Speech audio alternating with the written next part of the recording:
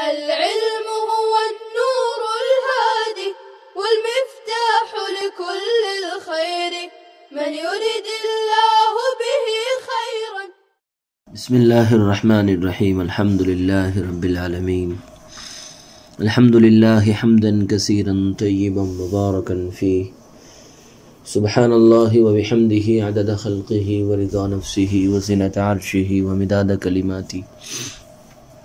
سبحان الله وبحمده سبحان الله العظيم.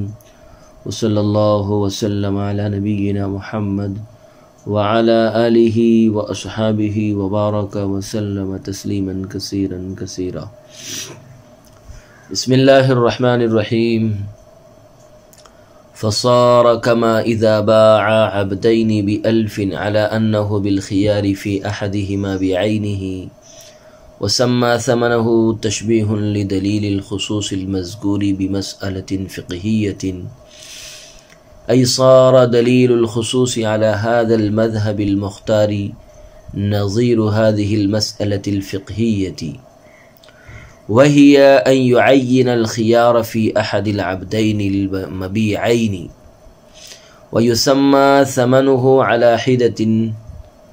وذلك لأن هذه المسألة على 4 أوجه. بس یہ ایسا ہو گیا جیسے کسی نے 1000 کے عوض 2 غلام اس شرط پر فروخت کیے کہ ان دونوں میں سے ایک معین غلام میں خیار ہے، اور اس غلام کا ثمن بھی ذکر کر دیا. یہ مذکورہ دلیل خصوص کی فقہی مسئلے کے ساتھ تشبیہ ہے، یعنی اس مذہب مختار کی بنا پر دلیل خصوص اس مسئلے فقہیہ کی نظیر ہے، اور وہ یہ ہے کہ 2 مبیع غلاموں میں سے ایک میں خیار کو متعین کر دیا جائے اور اس کا ثمن علی حدہ ذکر کر دیا جائے. اور یہ اس لیے ہے کہ یہ مسئلہ 4 صورتوں پر ہے. احدها ان يعين محل الخيار ويسمى ثمنه، والثاني ألا يعين ولا يسمى، والثالث أن يعين ولا يسمى، والرابع أن يسمى ولا يعين.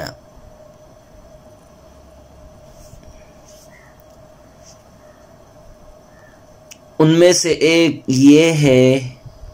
کہ اس کا ثمن علیحدہ ذکر کر دیا جائے. ان میں سے ایک یہ ہے کہ محل خیار معین ہو. ان میں سے ایک یہ ہے کہ محل خیار معین ہو اور اس کا ثمن مذکور ہو.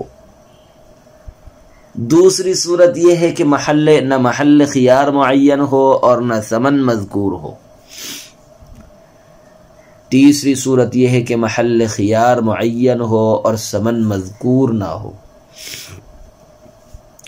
چوتھی صورت یہ ہے کہ ثمن مذکور ہو اور محل خیار معین نہ ہو. ثمن مذکور ہو اور محل خیار معین نہ ہو.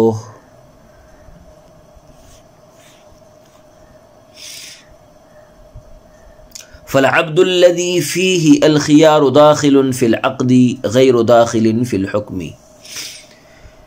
فمن حيث أنه داخل في العقد يكون رد المبيع بخيار الشرط تبديلا فيكون كالنسخ، ومن حيث أنه غير داخل في الحكم يكون رده بيان أنه لم يدخل فيكون كالاستثناء، فيكون كالمخصص الذي له شبه بالاستثناء وشبه بالنسخ. فرعاية شبه النسخ تقتضي صحة البيع في الصور ال4، لأن كل من العبدين بالنظر إلى الإيجاب مبيع ببيع واحد، فلا يكون بيعا بالحصة ابتداء بل بقاء. ورعاية شبه الاستثناء تقتضي فساد البيع فی الصور الاربع لجعلی ما لیس بمبیع شرطا لقبول المبیع.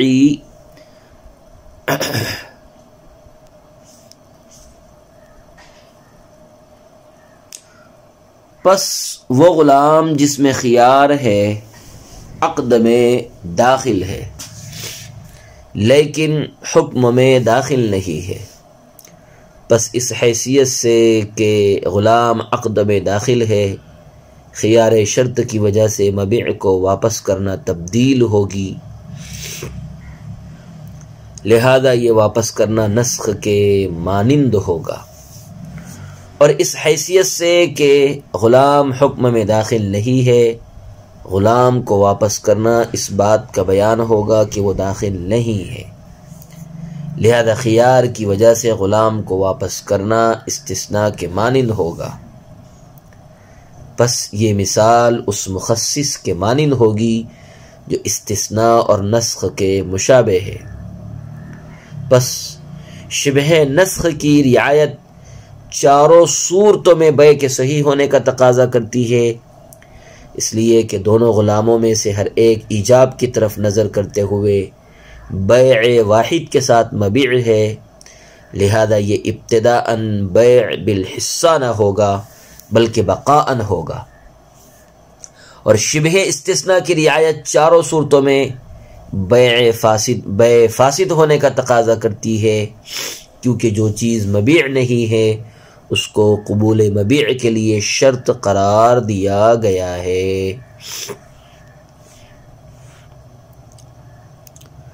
فَلِرِعَایَةِ الشِّبْهَيْنِ قُلْنَا إِنْ عَلِمَ مَحَلَّ الْخِيَارِ وَثَمَنَهُ وَهُوَ الْمَذْكُورُ فِي الْمَتْنِ صَحَّ الْبَيْعُ لِشِبْهِ النَّاسِخِ وَلَمْ يُعْتَبَرْ هَاهُنَا جَعْلُ قبول ما ليس بمبيع شرطا لقبول المبيع كما اعتبر إذا جمع بين الحر والعبد وفصل الثمن لأن الحر لم يكن محلا للبيع واشتراط قبوله ليس من مقتضيات العقد. وفي مسألتنا العبد الذي فيه الخيار داخل في العقد فلا يكون ضمه مخالفا لمقتضى العقد، وإن جهل أحدهما أو كلاهما لا يصح لشبه الاستثناء، ففي صورة جهل كليهما يصير كأنه قال بعت هذين العبدين ب1000 إلا أحدهما بحصة ذلك وذلك باطل. وفي صورة جهل المبيع يصير كأنه قال بعت هذين العبدين ب1000 إلا أحدهما ب500. وفي صورة جهل الثمن يصير كأنه قال بعتهما ب1000 إلا هذا بحصة من 1000 ولم يعتبر في هذه الصور شبه الناسخ، لأن الناسخ المجهول يسقط بنفسه فيبطل شرط الخيار ويلزم العقد في العبدين وهو خلاف ما قصده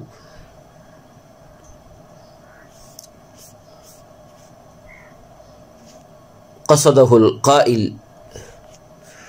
وهو خلافه ما قصده القائل.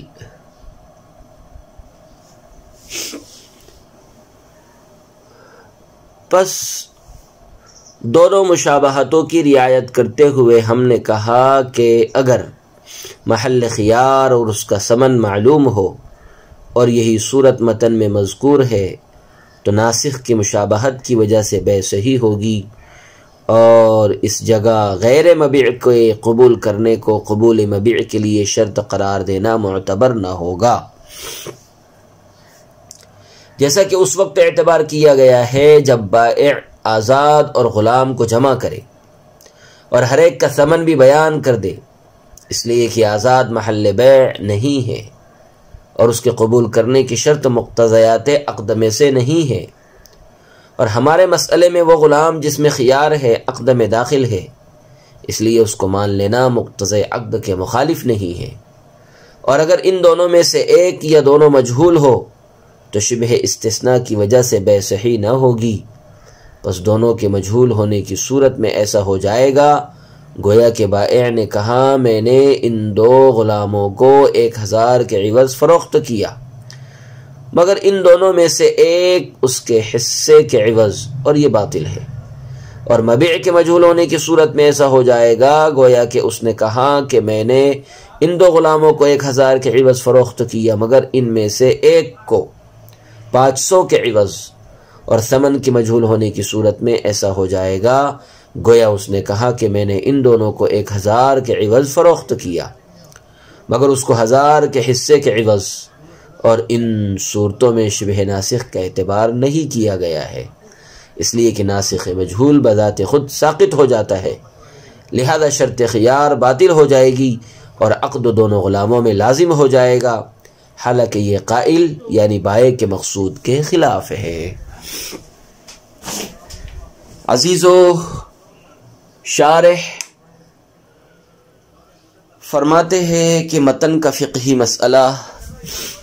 مذہب مختار کی بنا پر مخصص کی نظیر ہے، یعنی مخصص اس مسئلے کی نظیر ہے۔ مسئلہ یہ ہے کہ ایک شخص نے 2 غلام 1000 روپے کے عوض اس شرط پر فروخت کیے کہ اس کو بائع کو ان دونوں غلاموں میں سے، اس کو یعنی بائع کو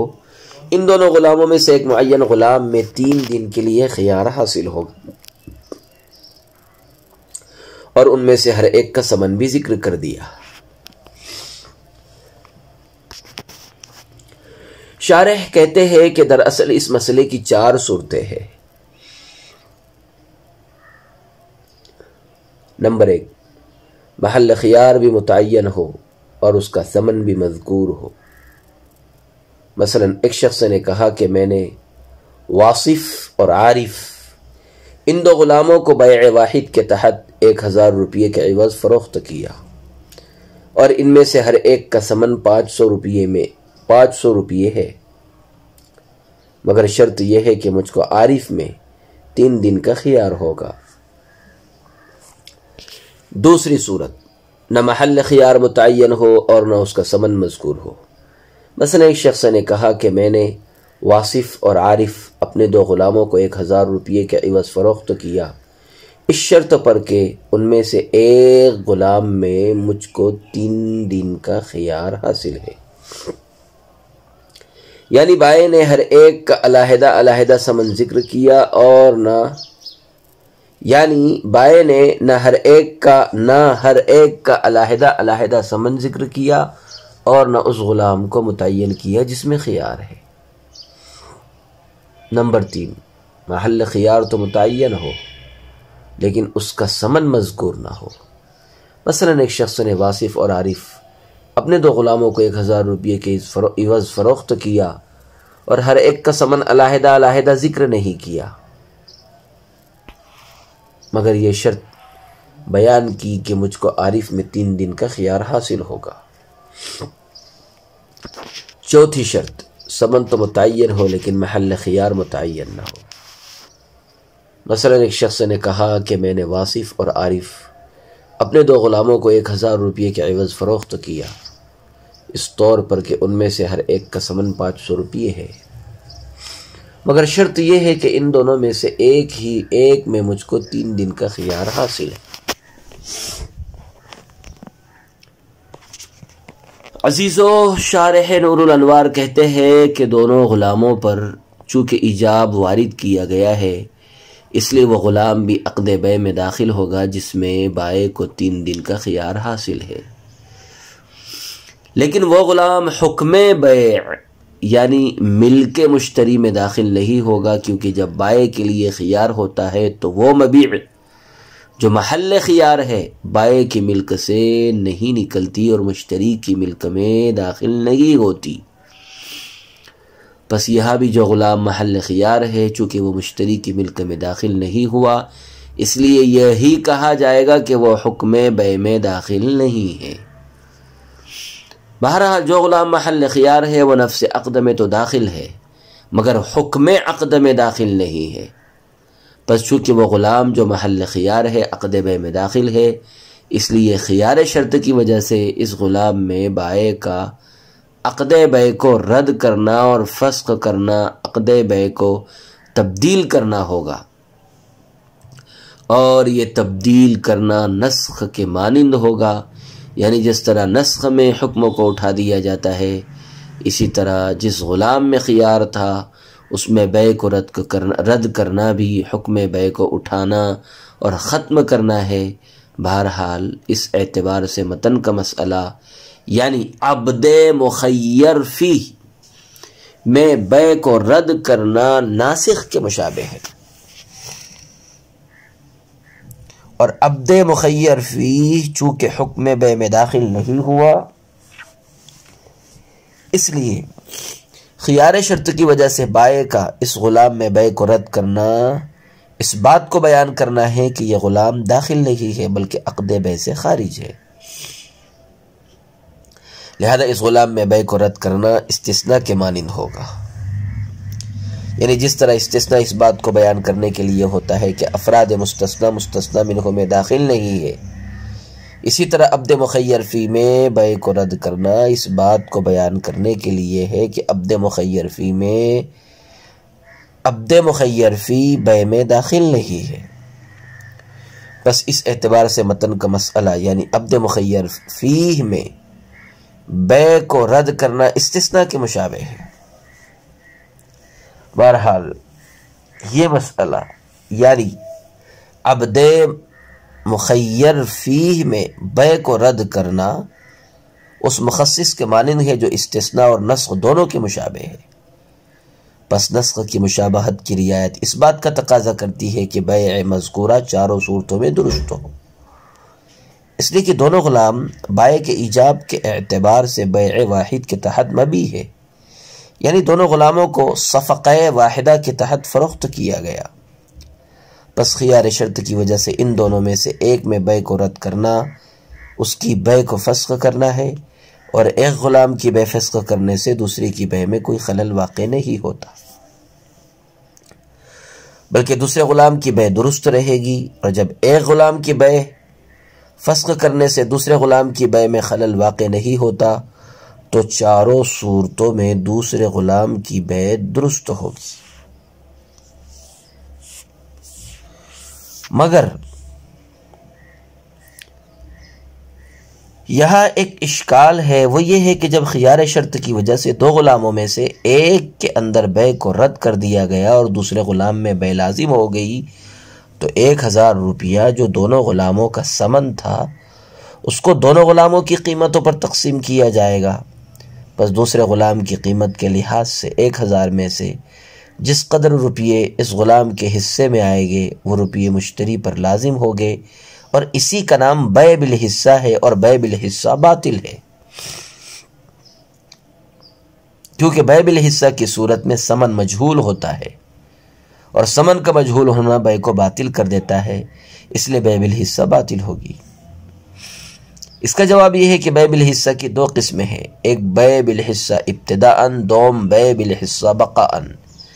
بیع بالحصہ بقاءً تو وہی ہے جس کو اشکال کے تحت ذکر کیا گیا ہے، اور بیع بالحصہ ابتداءً کی صورت یہ ہے کہ ایک شخص یہ کہے کہ میں نے اپنے اس شاہد نامی غلام کو 1000 میں سے اس کے حصے کے عوض فروخت کیا، جو 1000 روپیہ اس شاہد نامی غلام کی قیمت پر اور دوسرے حامد نامی غلام کی قیمت پر تقسیم ہوگا۔ بہرحال ہمارے پیش کردہ مسئلے میں بیع بالحصہ بقاءً ہے، نہ کہ بیع بالحصہ ابتداءً، اور باطل بیع بالحصہ ابتداءً ہوتی ہے، نہ کہ بیع بالحصہ بقاءً۔ بس اس جواب کے بعد مذکورہ اشکال واقع نہ ہوگا، اور یہ بات ثابت ہو جائے گی کہ نسخ کی مشابہت کی رعایت اس کا تقاضا کرتی ہے کہ بیع چاروں صورتوں میں درست ہو، اور استثناء کی مشابہت کی رعایت اس بات کا تقاضا کرتی ہے کہ بیع چاروں صورتوں میں فاسد ہو، کیونکہ بائع نے ایجاب واحد میں دو غلاموں واصف اور عارف کو جمع کیا ہے، اور ان میں سے ایک غلام یعنی عارف جو مخیر فی ہے وہ حکم بیع یعنی ملک مشتری میں داخل نہیں ہوا، لہذا وہ غیر مبیع ہوگا، اور دوسرا غلام یعنی واصف جو غیر مخیر فی ہے وہ حکم میں داخل ہے، لہذا وہ مبیع ہوگا۔ اور بائے نے چونکہ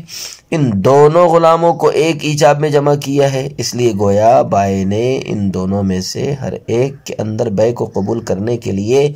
دوسرے غلام میں قبول کرنے کو شرط قرار دیا ہے۔ چنانچہ مشتری کو یہ اختیار نہ ہوگا کہ وہ ایک غلام میں بے کو قبول کرے اور ایک کے اندر بے کو قبول نہ کرے۔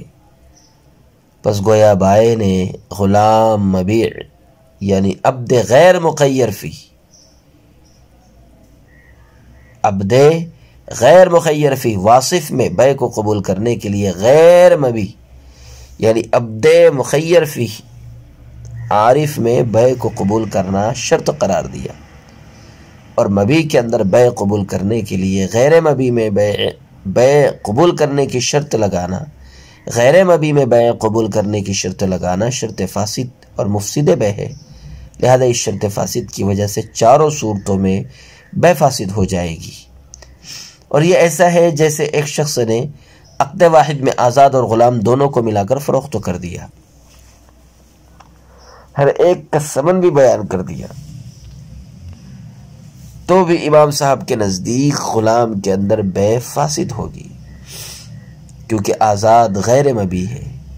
اور غلام مبیع ہے۔ پس بائے نے دونوں کے لیے ایجاب واحد کے ذریعے مبیع یعنی غلام کے اندر بے کو قبول کرنے کے لیے غیر مبیع یعنی آزاد کے اندر بے قبول کرنے کی شرط لگائی ہے، اور یہ شرط فاسد اور مفسد بے ہے، لہذا غلام کی بے بھی فاسد ہوگی۔ اسی طرح مسئلہ مذکورہ میں غیر مخیر فی غلام کی بے بھی فاسد ہو جائے گی۔ بہرحال جب ناسخ کی مشابہت کی رعایت اس بات کا تقاضا کرتی ہے کہ بے چاروں صورتوں میں درست ہو، اور استثناء کی مشابہت کی رعایت اس بات کا تقاضا کرتی ہے کہ بے چاروں صورتوں میں فاسد ہو، تو ہم نے دونوں مشابہتوں کی رعایت کے پیش نظر یہ کہا کہ اگر محل خیار اور اس کا ثمن معلوم ہو اور یہی صورت متن میں مذکور ہے، تو ناسخ کی مشابہت کی وجہ سے بے صحیح ہو جائے گی۔ اور رہا یہ کہ عبد مخیر فی یعنی عارف چونکہ حکم بے میں داخل نہیں ہے، اس لیے مبیع یعنی عبد غیر مخیر فی میں بے کو قبول کرنے کے لیے غیر مبیع یعنی عبد مخیر فی میں بے قبول کرنے کی شرط لگانا لازم آئے گا، اور یہ شرط فاسد ہے، جیسا کہ آزاد اور غلام کو عقد واحد میں جمع کرنے سے یہی خرابی لازم آتی ہے، اور اسی خرابی کی وجہ سے غلام کی بے فاسد ہو جاتی ہے۔ اس کا جواب یہ ہے کہ آزاد آدمی محل بے نہیں ہوتا، کیونکہ محل بے مال متقوم ہوتا ہے اور آزاد مال متقوم نہیں ہوتا، لہذا آزاد آدمی نہ بے میں داخل ہوگا اور نہ حکم بے میں داخل ہوگا، اور آزاد آدمی جب نہ بے میں داخل ہے اور نہ حکم بے میں داخل ہے تو آزاد یقینی طور پر غیر مبیع ہوگا، اور مبیع یعنی غلام کے اندر بے قبول کرنے کے لیے غیر مبیع یعنی آزاد کے اندر بے قبول کرنے کی شرط لگانا لازم آئے گا، اور یہ شرط مقتضی عقد کے خلاف ہے، اور مقتضی عقد کے خلاف شرط لگانے سے چونکہ عقد فاسد ہو جاتا ہے، اس لیے اس صورت میں عقد فاسد ہو جائے گا، اور جب عقد فاسد ہو گیا تو غلام کی بے بھی فاسد ہو جائے گی۔ اور متن کے مسئلے میں وہ غلام جس میں خیار ہے وہ اگرچہ حکم بے میں داخل نہیں ہے لیکن نفس بے میں داخل ہے، اور جب عبد مخیر فی نفس بے میں داخل ہے تو وہ غیر مبیع نہ ہوگا بلکہ مبیع ہوگا، اور مبیع یعنی عبد غیر مخیر فی میں بے قبول کرنے کے لیے مبیع ہی میں یعنی عبد مخیر فی بے قبول کرنے کی شرط لگانا لازم آئے گا،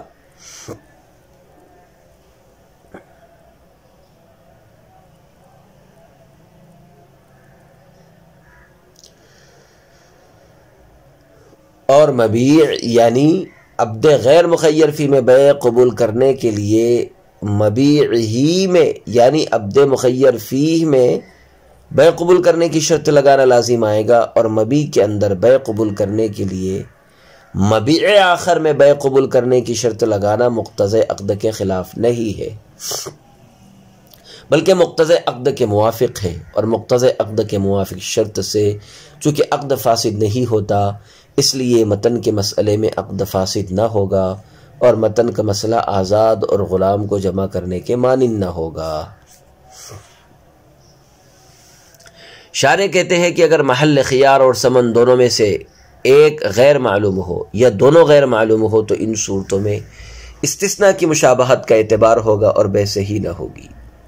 محل خیار اور ثمن دونوں کے مجہول ہونے کی صورت یہ ہے کہ بائع نے کہا کہ میں نے واصف اور عارف دونوں غلاموں کو 1000 روپے کے عوض اس شرط پر فروخت کیا کہ مجھ کو ان میں سے ایک غلام میں اس کے حصے ثمن کے عوض 3 دن کا خیار ہے۔ حالانکہ یہ باطل ہے، کیونکہ اس صورت میں جب ایک غیر معین غلام میں خیار کی شرط لگائی تو دوسرے غلام میں عقد لازم ہو جائے گا، اور وہ دوسرا غلام مجہول ہے۔ حاصل یہ کہ مبیع بھی مجہول ہے اور اس کا ثمن بھی مجہول ہے، اور مبیع اور ثمن دونوں میں سے ایک مجہول ہونے سے بے فاسد ہو جاتی ہے، لہذا دونوں کے مجہول ہونے کی صورت میں تو بدرجہ اولا بے فاسد ہوگی۔ اور مبیع مجہول ہونے کی صورت یہ ہے کہ بائع نے کہا کہ میں نے واصف اور عارف دونوں غلاموں کو 1000 روپے کے عوض اس شرط پر بیچا کہ مجھ کو ان میں سے ایک غلام میں 3 دن کا خیار حاصل ہے اور اس کا ثمن 500 روپے ہے۔ اور ثمن مجہول ہونے کی صورت یہ ہے کہ بائع نے کہا کہ میں نے واصف اور عارف دونوں غلاموں کو 1000 روپے کے عوض اس شرط پر بیچا کہ مجھ کو عارف میں اس کے حصے ثمن کے عوض 3 دن کا خیار حاصل ہے۔ ان میں سے پہلی صورت میں مبیع مجہول ہونے کی وجہ سے بے فاسد ہے، اور دوسری صورت میں ثمن مجہول ہونے کی وجہ سے بے فاسد ہے۔ شارح رحمت اللہ علیہ کہتے ہیں کہ مذکورہ تینوں صورتوں میں ناسخ کی مشابہت کا اعتبار نہیں کیا جائے گا، اور اس کی وجہ یہ ہے کہ اگر ناسخ کی مشابہت کا اعتبار کیا جاتا تو مذکورہ صورتوں میں چونکہ مبیع یا ثمن یا دونوں مجہول ہے، اس لیے ناسخ بھی مجہول ہوتا، اور سابق میں گزر چکا ہے کہ ناسخ مجہول خود ساقط ہو جاتا ہے۔ بس جب ناسخ مجہول خود ساقط ہو جاتا ہے تو اس کے مشابہ ہونے کی وجہ سے خیار شرط بھی باطل ہو جائے گا، اور جب خیار شرط باطل ہو گیا تو دونوں غلاموں میں عقد لازم ہوگا، حالانکہ دونوں غلاموں کے اندر عقد کا لازم ہونا بائع کے مقصود کے خلاف ہے، کیونکہ بائع کا 2 غلاموں کو ان میں سے ایک میں خیار کے ساتھ بیچنا اور بغیر خیار کے بیچنے پر اکتفا نہ کرنا اس بات کی دلیل ہے کہ دونوں غلاموں میں بیع کا لازم ہونا بائع کا مقصود نہیں ہے۔ الغرض ناسخ کی مشابہت کا اعتبار کرنے میں چونکہ بائع کے مقصود کے خلاف لازم آتا ہے، اس لیے ہم نے مذکورہ تینوں صورتوں میں صرف استثناء کی مشابہت کا اعتبار کیا ہے اور ناسخ کی مشابہت کا اعتبار نہیں کیا ہے۔ وصلی اللہ وسلم علی نبینا محمد وعلی آلہ واصحابہ وبارک وسلم تسلیما کثیرا کثیرا۔ السلام عليكم. لا تنسوا الاعجاب بالفيديو والاشتراك في القناة تشجيعا لنا لنستمر بنشر المزيد إن شاء الله.